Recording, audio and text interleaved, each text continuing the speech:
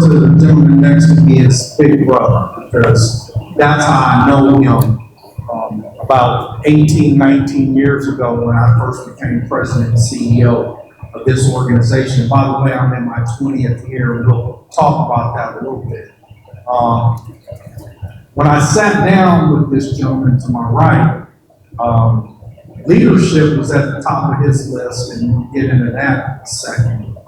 But one of the things that really struck me was that we developed a relationship that was like little brother, big brother. He would give me counsel, advice, and tools to be successful. And that's why I made the journey yesterday to fly all the way into Montgomery and then another 45-minute drive just outside of Tuskegee to be with you. It really is important for me to connect with the students, first and foremost, because I want to give you some advice, wisdom, and counsel that may change your life forever. So let's talk about leadership. Let's come back to that. Two things with leadership.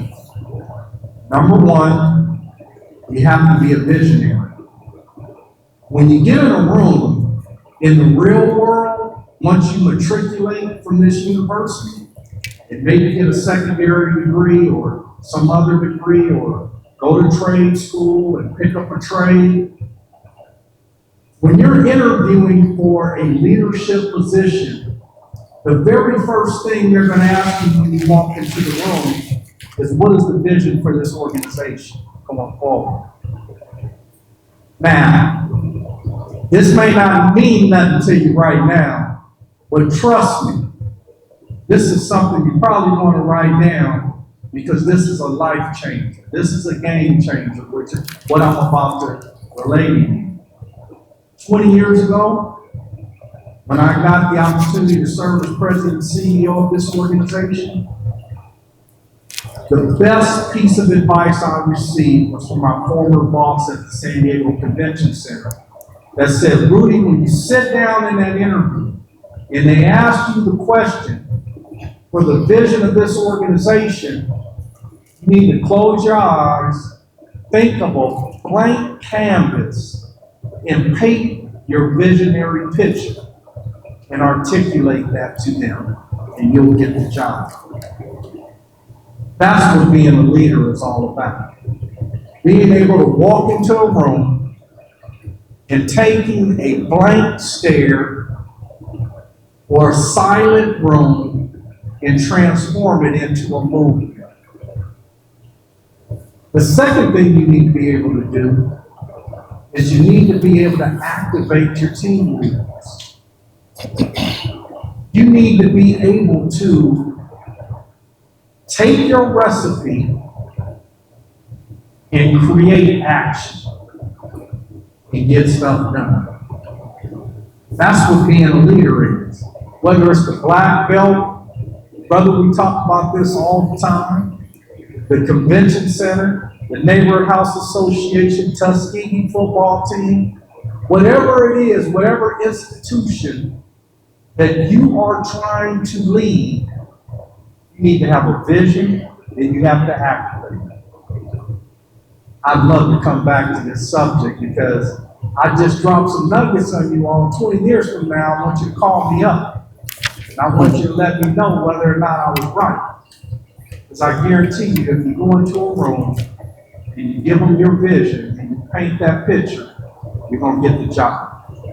And I can add something. That Rudy manages 700 employees. So he's a real CEO and has a significant budget that he manages every single year. And I'm a graduate of Texas Southern University. I probably should have led with that, but I thought we were going to get deeper into the discussion. You guys got me real excited because when you're matriculated from HBCUs, they don't give you that information. So I wanted to start with that. That's why I flew in from San Diego, California, to deliver that message to you.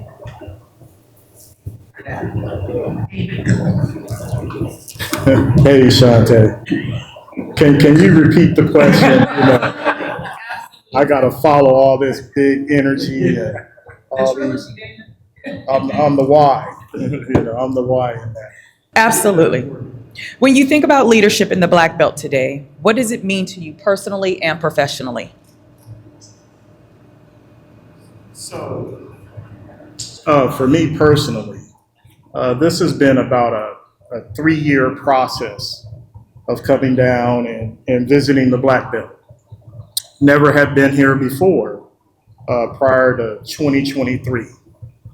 As I have visited so many different counties in the area, so many different cities, Selma, Montgomery, Tuskegee, and the surrounding areas, I see a lot of opportunity.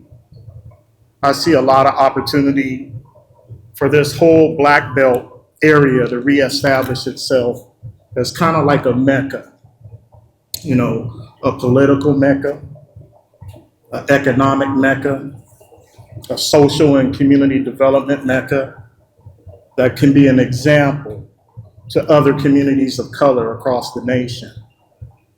There's so many different, everywhere you go, that's all I see is opportunity. And personally, what it means to me, it creates a challenge. It further challenges me to stay engaged in the process. I personally spend time on the phone with individuals here in the Black Belt a couple of times a week to lend my support, my experience, and my advice.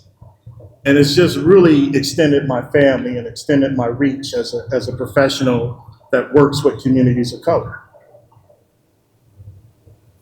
I like that, staying engaged and being challenged to stay engaged with this family. I like that. And I can say it's actually colder up here on the panel. It's colder up here than it is down there. So. Well, let's work that and dive a little bit deeper into